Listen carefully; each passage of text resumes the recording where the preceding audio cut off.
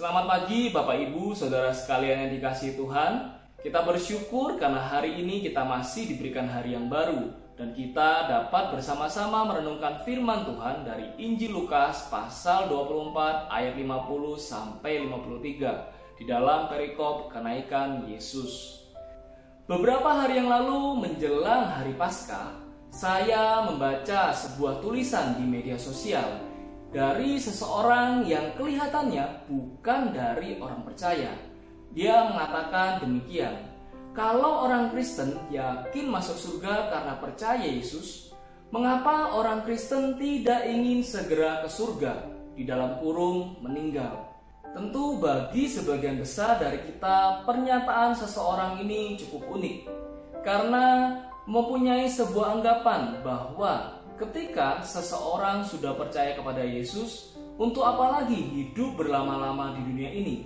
Bukankah tujuan dalam mencari keselamatan sudah selesai?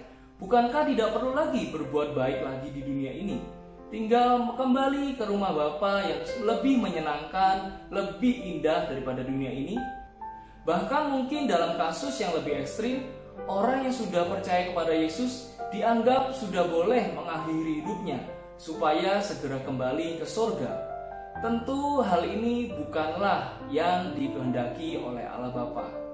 Dalam perikop yang kita baca pada pagi hari ini dapat mengingatkan bagi setiap kita apa tujuan dan kehendak Tuhan bagi setiap kita sebagai murid Yesus di zaman akhir ini.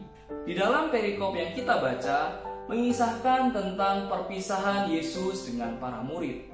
Kita baca di dalam ayat 51, di mana ketika Tuhan Yesus sebelum naik ke surga, Ia memberkati para murid dan Ia berpisah dari mereka. Para murid dibiarkan tertinggal di bumi. Ini sangat menarik, karena kalau kita mengikuti dari anggapan orang yang memposting sebuah pernyataan tadi, bukankah lebih baik para murid itu segera diangkat bersama-sama dengan Yesus? Tentu tujuan Tuhan Yesus datang ke dunia bukan hanya menyelamatkan beberapa orang, tetapi kita dapat baca di bagian ini bahwa tujuan Tuhan Yesus adalah keselamatan bagi segala bangsa. Mari kita lihat, ketika para murid ditinggalkan, mereka diberikan sebuah tugas dan mandat agung. Di dalam perikop sebelumnya dinyatakan secara khusus di dalam ayat 48 dikatakan, kamu adalah saksi dari semuanya ini. Saksi dari apa? Saksi di mana mereka melihat sendiri sebagai saksi mata pertama bahwa penggenapan Mesias harus menderita dan bangkit dari antara orang mati pada hari yang ketiga. Itu mereka sudah lihat secara benar-benar.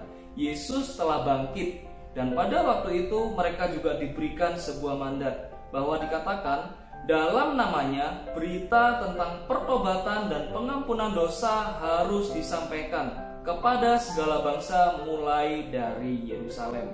Jadi ini adalah tugas yang para murid dapatkan, bahwa mereka harus menyampaikan tentang pertobatan dan pengampunan yang hanya ada di dalam nama Yesus.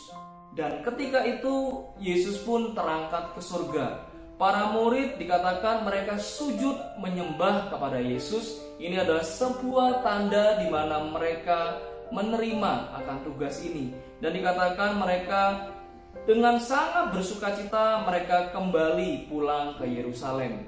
Dan dikatakan senantiasa berada di dalam bait Allah dan memuliakan Allah, sambil menanti di mana janji Tuhan Yesus akan mengirimkan Roh Kudus sesuai yang telah dijanjikan oleh Bapa. Dan kita dapat melihat di dalam kisah selanjutnya, yaitu di dalam kisah para rasul, di mana para murid yang telah menerima Roh Kudus, mereka dipakai untuk menjadi saksi, bahkan sampai ke seluruh dunia, sampai di zaman sekarang ini, sehingga kita juga dapat menerimanya.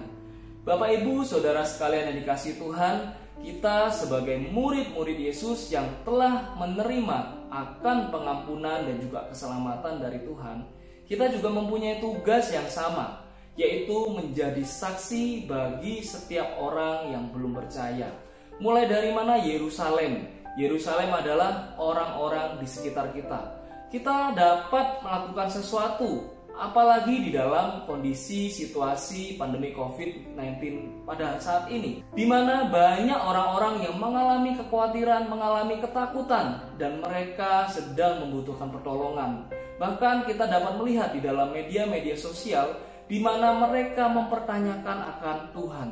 Kita dapat menyampaikan akan kebenaran Injil bahwa sesungguhnya setiap orang perlu akan Yesus. Kita bisa lihat di zaman sekarang begitu mudahnya orang meninggal. Bisa meninggal bukan hanya karena corona saja, tetapi bisa karena sakit tumor, sakit demam berdarah, bahkan sakit-sakit yang lain. Semuanya bisa membuat setiap orang meninggal setiap saat.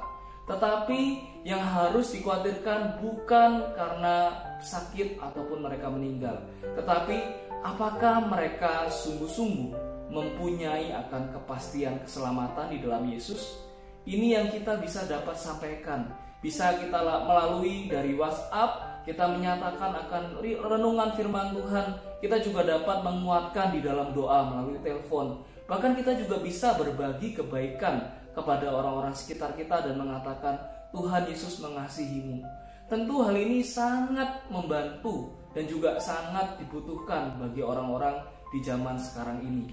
Kita bisa menyampaikan Injil bahwa Yesus yang mati dan bangkit yang sudah kita peringati dalam hari Paskah ini itu akan datang kembali untuk menghakimi yang orang lain kenal sebagai Isa Al-Masih. Kita dapat menguatkan orang-orang bahwa Yesus adalah jalan, kebenaran dan hidup. Tanpa melalui Yesus tidak ada seorang pun datang kepada Bapa di surga. Ini adalah sebuah kebenaran bahwa setiap orang membutuhkan Yesus. Biarlah setiap kita yang sama-sama merenungkan firman Tuhan ini dipakai oleh Tuhan Yesus, dimampukan oleh Roh Kudus menjadi saksi di zaman akhir ini.